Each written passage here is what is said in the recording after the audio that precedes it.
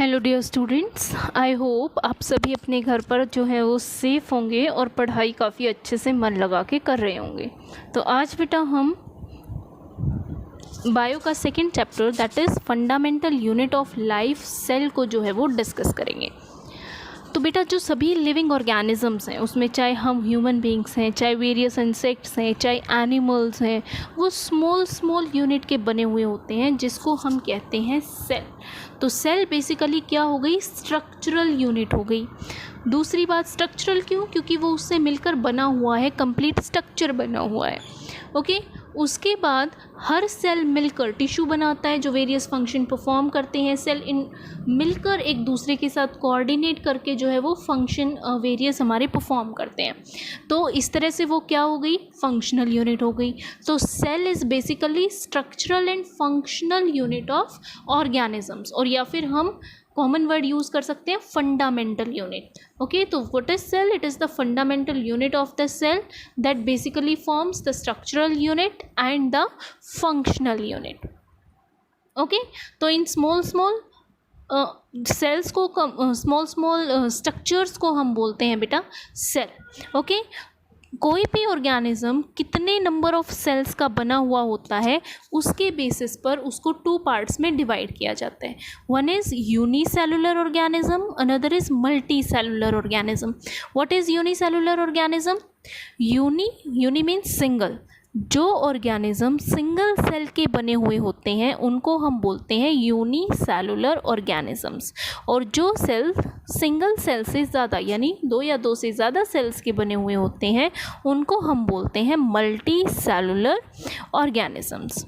Okay जो जैसे for example human multi cellular organisms का एग्जांपल आपको, जैसे हम ह्यूमंस होते हैं, हमारे अंदर बेटा almost 200 different kinds of cells जो हैं वो प्रेजेंट होते हैं।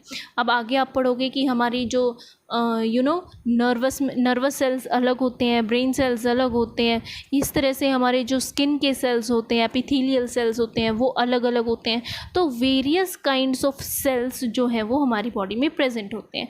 और यूनिसेलुलर में जितने भी माइक्रोब्स होते हैं वो यूनिसेलुलर होते हैं, माइक्रो ऑर्गेनिज्म। अमीबा का आप एग्जाम्पल ले सकते हो, बैक्टीरिया का एग्जाम्पल ले सकते हो, जो कि कैसे होते हैं, यूनिसेलुलर ऑर्गेनिजम्स। ओके तो बेसिक्स आई थिंक आपको समझ आया होगा बेटा। Next a difference is given between unicellular organisms and multicellular organisms.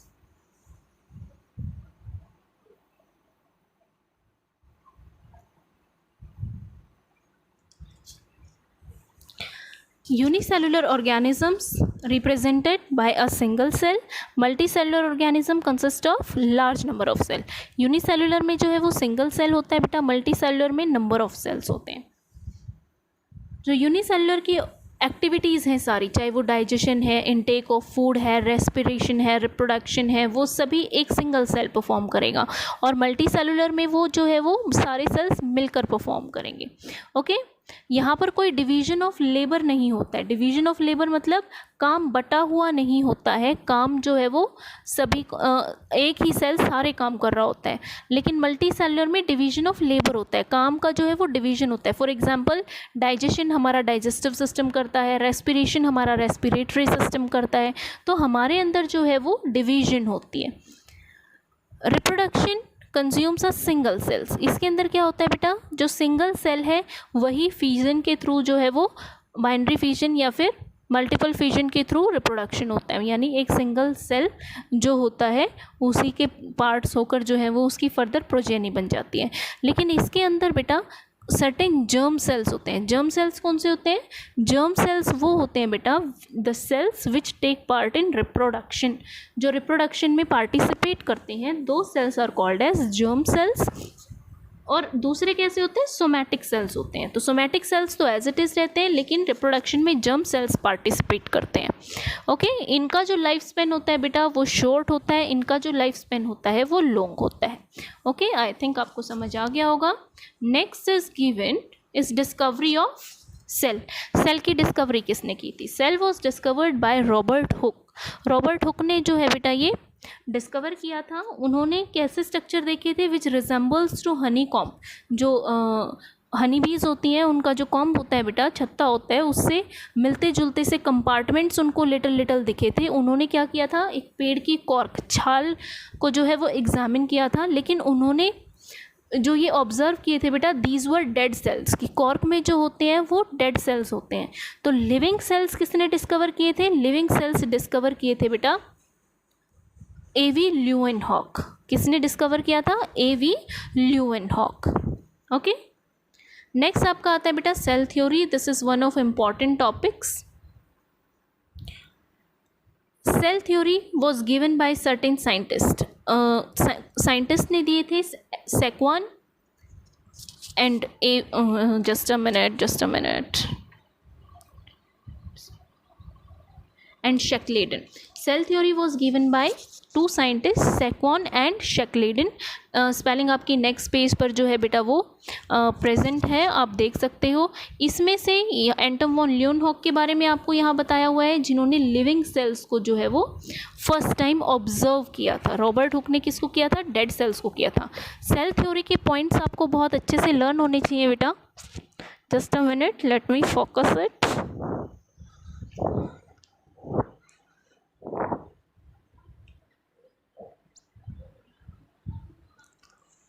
Okay.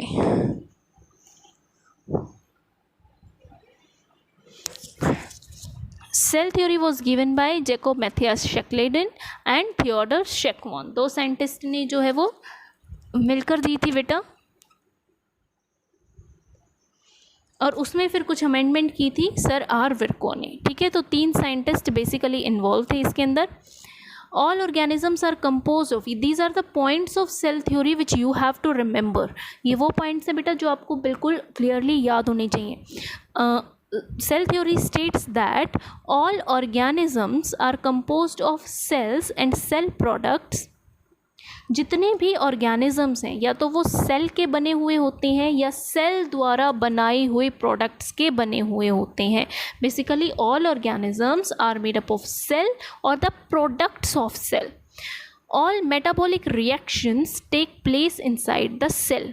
Metabolic reactions बेटा जितनी भी हमारे अंदर बायोकेमिकल रिएक्शंस हो रही होती हैं, जैसे कि रेस्पिरेशन रिएक्शंस हो रही हैं, डाइजेशन के लिए रिएक्शंस हो रही हैं, वो सभी सेल के अंदर होती हैं। So cells are called as structural and functional unit of organisms. Okay, all cells arise from pre-existing cell only। this statement was given by Sir R Virco। उन्होंने क्या बोला कि सभी सेल्स जो है वो प्री एग्जिस्टिंग सेल से आए हैं, कोई भी नया अपने आप सिंथेसाइज नहीं होता। दैट मीन्स जो पुराने सेल्स प्रेजेंट हैं, जो पहले से ही एग्जिस्ट कर रही हैं सेल, उनकी डिवीजन होकर नए सेल बनेंगे। ऐसा नहीं होता कि रॉ मटेरियल्स को यूज़ करके जो है वो नया सेल बन जाए। Okay, no cell can originate spontaneously. Spontaneous means natural. Naturally कोई भी सेल अपने आप से नहीं हो सकता। और de novo synthesis, de novo synthesis का मतलब भी यही होता है बेटा, spontaneous origin comes into being only a division of already existing cells. जो ऑलरेडी एग्जिस्ट कर रही हैं सेल, उन्हीं की डिवीजन की वजह से। Every organism start its life as a single cell. कोई भी ऑर्गेनिज्म है बेटा, वो अपनी लाइफ जो है वो, चाहे हम ह्यूमंस भी हैं, हम पहले एक सिंगल सेल थे बेटा, उसकी डिवीजन होकर मदर के फॉर्म में फिर जो है वो कंप्लीट ऑर्गेनिज्म बनता है। तो कोई भी ऑर्गेनिज्म है वो पहले एज सिंगल सेल जो है वो एग्जिस्ट करता है। Exceptions are viruses. वायरसेस को एक्सेप्शन क्यों बोले? एक्सेप्शन होता है बेटा अपवाद, मतलब जो हम स्टेटमेंट बोल रही हैं उसके अंदर वो जो है वो आता नहीं है। तो वायरसेस को एक्सेप्शन क्यों लिया गया है बेटा? वायरसेस को एक्सेप्शन इसलिए लिया गया है बेटा क्योंकि वायरसेस, ये बात आप हमेशा के लिए याद रखना कि जो वायरसेस होते हैं, viruses are not living and not non living. ना तो वो लिविंग होते हैं ना वो नॉन लिविंग होते हैं, वो बॉर्डर लाइन पर होते हैं। अगर तो वो लिविंग एनवायरनमेंट के अंदर एंटर कर जाएंगे तो वो लिविंग ऑर्गेनिजम्स की तरह बिहेव करेंगे, और अगर वो नॉन लिविंग, जैसे डोर की नॉब है, विंडो पर प्रेजेंट है, तो वो नॉन लिविंग की तरह पड़े रहेंगे। Okay, that's why they are exceptions. Okay, उसके बाद माइक्रोस्कोप वाला पोर्शन अभी आपको नहीं करना है। Then you have to move on prokaryotic and eukaryotic cells.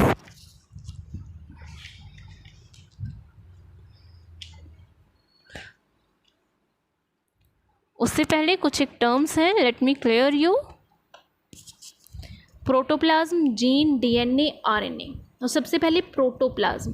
Protoplasm का मतलब क्या होता है? प्रोटोप्लाज्म का मतलब होता है बेटा जितना भी सेल के अंदर लिविंग मटेरियल होता है उसको हम प्रोटोप्लाज्म बोलते हैं, यानी प्लाज्मा मेम्ब्रेन। थोड़ा सा स्ट्रक्चर तो आपने इस सेल का 8th क्लास में भी किया था बेटा।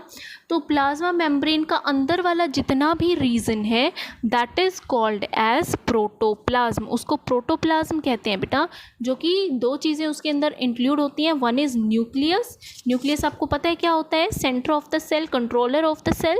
एंड साइटोप्लाज्म, जितना भी वो semi gel like material present होता है, मैट्रिक्स प्रेजेंट होता है, उसको हम बोलते हैं cytoplasm. Next is gene. Gene क्या होता है बेटा? जीन हेरिडिटरी यूनिट होती है। हेरिडिटरी का मतलब क्या होता है? वो यूनिट जो वन जनरेशन से नेक्स्ट जनरेशन में पास ऑन होती है, that is called as hereditary unit.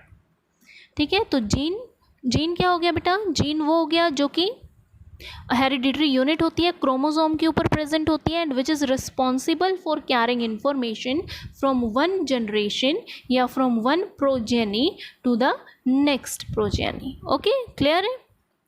Next is DNA. What is DNA?